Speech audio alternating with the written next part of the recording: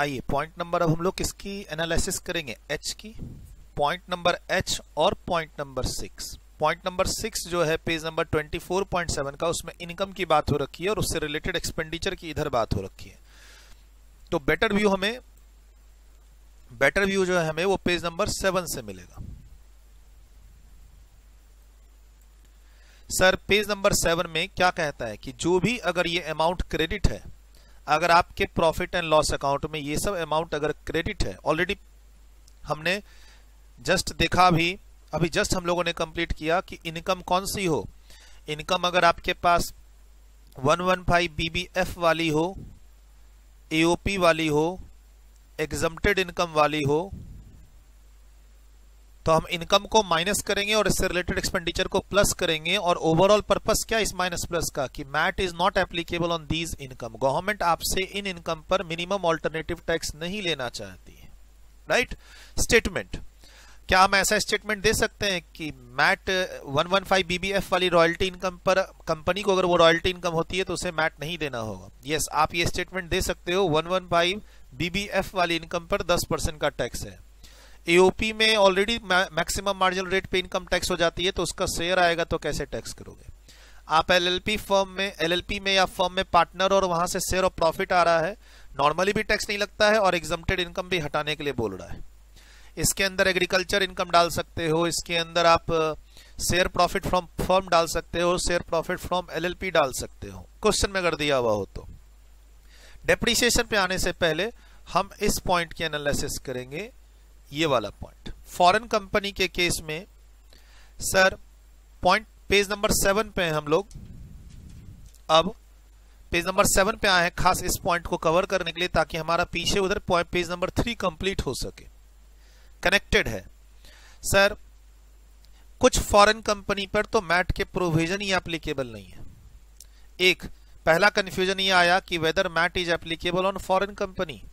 जवाब आया कि यस, फॉरेन कंपनी पर मैट के प्रोविजन एप्लीकेबल होंगे अगर इंडिया में उनका परमानेंट एस्टेब्लिशमेंट है, या फिर इंडिया में है, पॉइंट आगे हमारे पॉइंट, इंडिया में अगर वो फाइनेंशियल स्टेटमेंट बुक्स वगैरह मेंटेन करते हैं तो फॉरेन कंपनी पर मैट एप्लीकेबल है।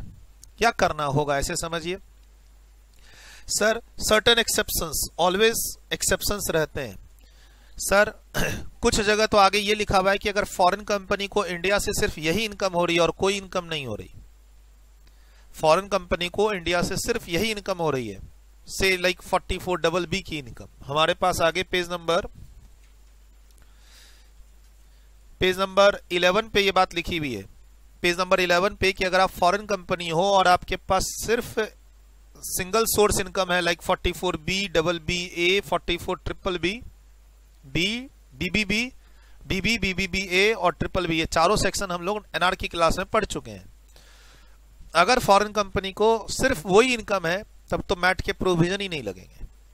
नहीं सर, हमारे पास बहुत सारी इनकम है, तो फॉरेन कंपनी पे को बहुत सारी इनकम है और फॉरेन कंपनी को नॉर्मली जो टैक्स रेट है इसका कितना है, नॉर्मल टैक्स रेट कितना है, 40%। 40% की जगह पर आप मैट 15% रिकमेंड कर रहे हैं। सर इससे फायदा क्या होगा?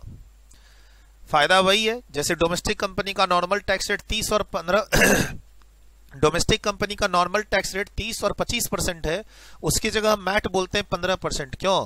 क्योंकि डोमेस्टिक कंपनी काफी सारा डिडक्शन लेके अपनी इनकम को कम कर देती है, इसीलिए कभी कभी 15% जो टैक्स है वो इफेक्टिवली ज्यादा होता है, आपने देखा है। वैसे ही फॉरेन कंपनी काफी सारे डिडक्शन लेने के बाद जब 40% का टैक्स देती है तो वो गवर्नमेंट को बहुत कम आता है उसके अकाउंटिंग प्रॉफिट के कंपैरिजन में। फॉरेन कंपनी की जो अकाउंटिंग प्रॉफिट है उसके कंपैरिजन में जब वो टोटल इनकम कंप्यूट करती है और उस पर जब 40% टैक्स देती है तो गवर्नमेंट को टैक्स बहुत कम आता है। इसलिए गवर्नमेंट बोलती है सुनो फॉरेन कंपनी, तुम्हें मिनिमम ऑल्टरनेटिव टैक्स जो पहले 18.5 था अब कितना है, 15% देना होगा।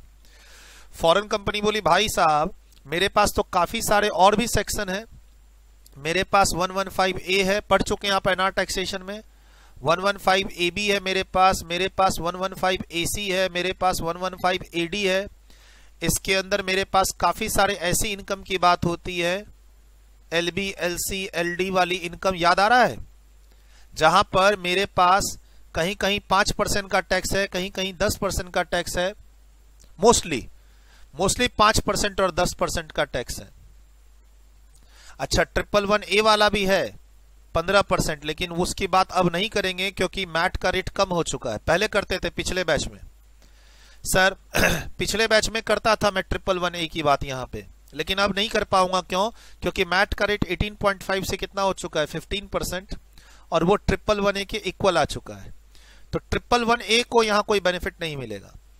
कहता है कि मैट के प्रोविजन उन इनकम पे नहीं लगेंगे, फॉरेन कंपनी के उस इनकम पे नहीं लगेंगे जो कैपिटल गेन इन नेचर हो, interest royalty fee for technical service in nature हो, ऑलरेडी क्रिएटेड हो, जिस पर टैक्स रेट ऑलरेडी एक्ट में less than the rate prescribed of MAT rate, MAT rate से टैक्स रेट कम दे रखा हो।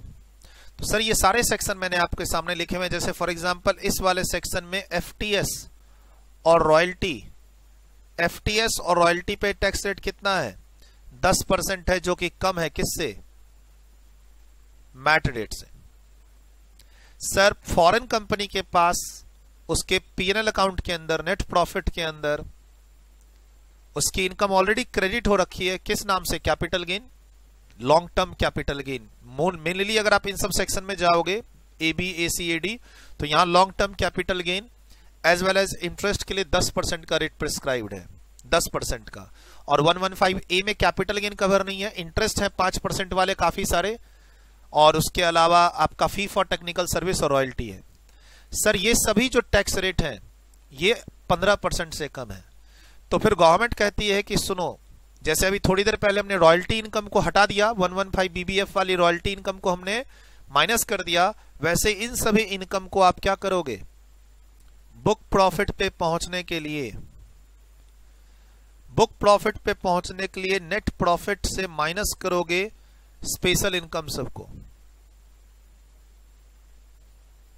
कौन सी income, royalty, FTS, interest, capital gain, जिस पर सेक्शन प्रिस्क्राइब्ड है फॉरेन कंपनी के लिए कि रेट उनको 5 या 10% देना होगा, जो कि मैट रेट से कम है। इन पर हम मैट नहीं लगाएंगे, और इनसे रिलेटेड खर्चों को आप क्या करो, ऐड कर दो। तो सर ये जो पॉइंट नंबर 6 है इसमें इनकम की बात हो रखी है, और पिछले पेज पे जो पॉइंट नंबर H था वहां पे एक्सपेंडिचर की बात हो रखी है। तो क्या गलत है? अल्टीमेटली क्या हम एक स्टेटमेंट बोल सकते हैं, MAT is not applicable,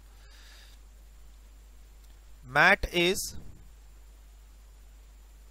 not applicable on income in the nature of long-term capital gain taxable as the rate of 10%, interest taxable as the rate of 5%, as per section 115A or 115AB or 1115AC or 115AD if earned by foreign company. 111A की बात नहीं की, short term capital gain 111A की बात नहीं की, क्योंकि इसका रेट अब इक्वल टू 15% है, जो किस रेट के बराबर हो गया है, मैट रेट के। तो इसको कोई एडजस्टमेंट नहीं करेंगे, नो एडजस्टमेंट। अगर फॉरेन कंपनी के पास short term capital gain 111A वाला है तो कोई एडजस्टमेंट नहीं करना है। इनफैक्ट कोई भी शॉर्ट टर्म कैपिटल गेन हो, क्योंकि सर बाकी शॉर्ट टर्म कैपिटल गेन तो जनरल रेट पे टैक्सेबल हो जाएंगे 40%। सर फॉरेन कंपनी को शॉर्ट टर्म कैपिटल गेन है, रहने दो, 111A वाला हो या अदरवाइज हो, रहने दो, कोई एडजस्टमेंट मत करना। लेकिन एफटीएस, रॉयल्टी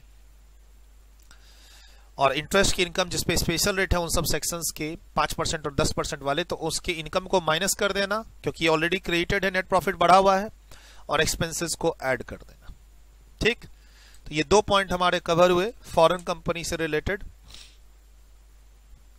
हम लोग, मैं बता दूं कहां पे थे, पेज नंबर 7, मैट की क्लास वॉल्यूम 3 पेज नंबर 7 पे हैं हम लोग, और पॉइंट नंबर 6 इधर कवर किया हम लोगों ने, और पेज नंबर 3 का पॉइंट नंबर H, यानी अब हमारा पेज नंबर 3 कंप्लीट है। पेज नंबर 3 हमारा कंप्लीट है। 4 पे अब देखते हैं क्या क्या बचा है, बट पहले इसको लिख लीजिए।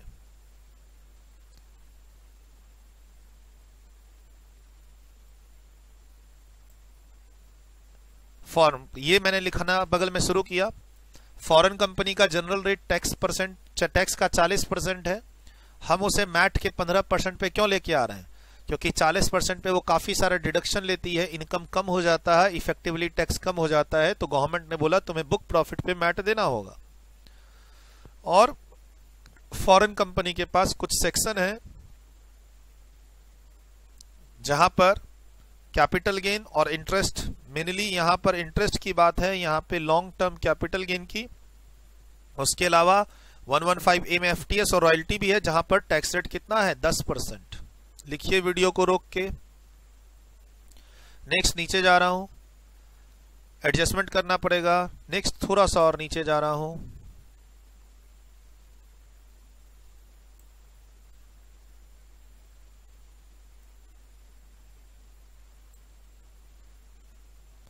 ये लिख लीजिए। ये बात सही है सर? हाँ, पिछले सेशन में मैंने बताया था, अकॉर्डिंगली ये बात सही है। पिछले बैच में मैं यहाँ पे 111A को भी कवर करता था, लेकिन अब उसका रेट 15% हो गया मैट रेट के बराबर। और यहाँ क्या वर्डिंग है? लेस देन होना चाहिए, इनकम स्पेशल रेट वाली। अब यहाँ लॉन्ग, इस कैपिटल गेन में अब शॉर्ट टर्म होगा ही नहीं, अब इसमें शॉर्ट टर्म कैपिटल गेन होगा ही नहीं। 111A वाला भी नहीं होगा क्योंकि 111A पे 15% है और अदरवाइज तो नॉर्मल रेट है। तो long term capital gain, interest, royalty, FTS, जिस पर टैक्स रेट कम प्रिस्क्राइब्ड किया हुआ है। लिखिए।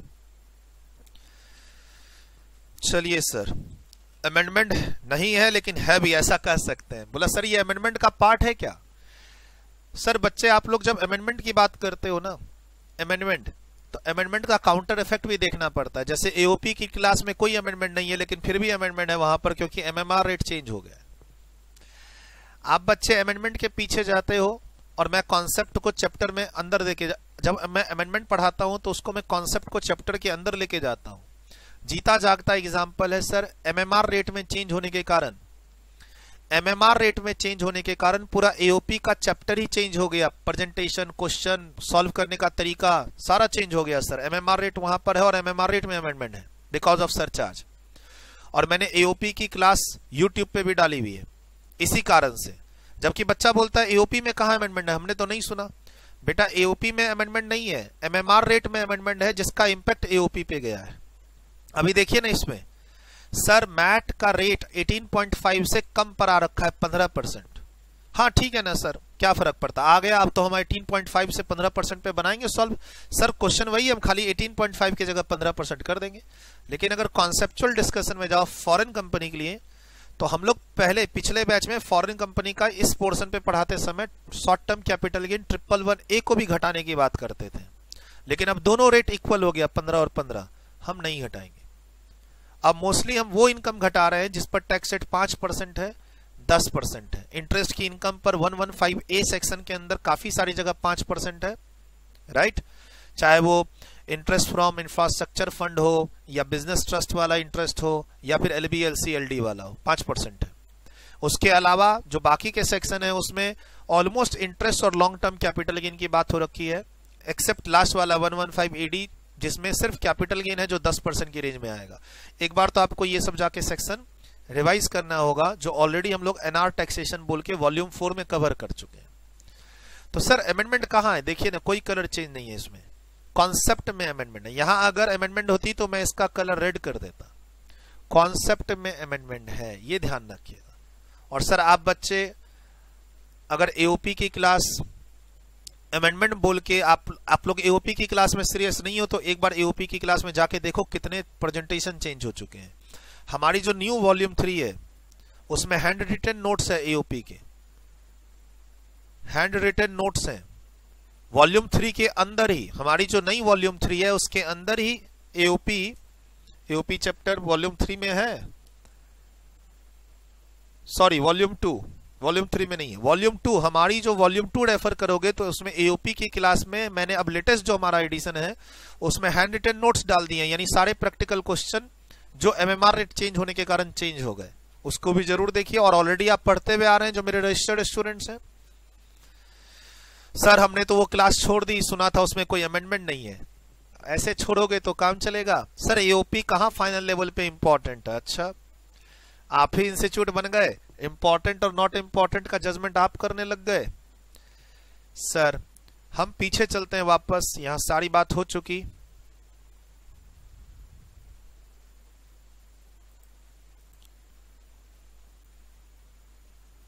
Page number 3 complete. Page number 3 हमारा कंप्लीट हो चुका है, सारा discussion with all and lot of examples. आप देखिए लिखते लिखते आप लोग थक गए होंगे, इतने सारे एग्जांपल चल रहे हैं यहाँ पे, इतने सारे क्लास में डिस्कशन हुए हैं इन छोटी छोटी बातों पे। उसके अलावा चार्ट डिस्कस हम लोग साथ साथ कर ही रहे हैं, ये वाला चार्ट ये वाला टेबल हम लोग साथ साथ डिस्कस कर रहे हैं क्लास में। मैट वर्सेस पीजीबी साथ साथ कंपैरिजन चल रहा है हमारा।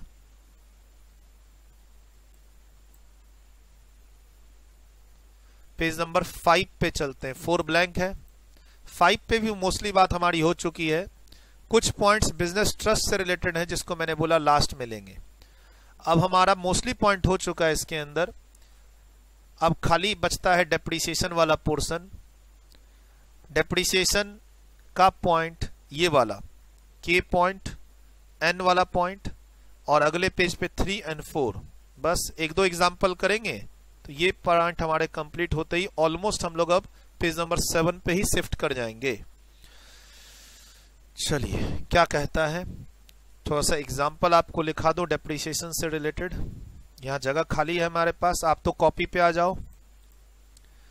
अब हम लोग डेप्रिसिएशन से रिलेटेड कुछ बात करेंगे। नॉर्मल प्रोविजन आप क्या सीखे हो आज तक वर्सेस मैट की एडजस्टमेंट।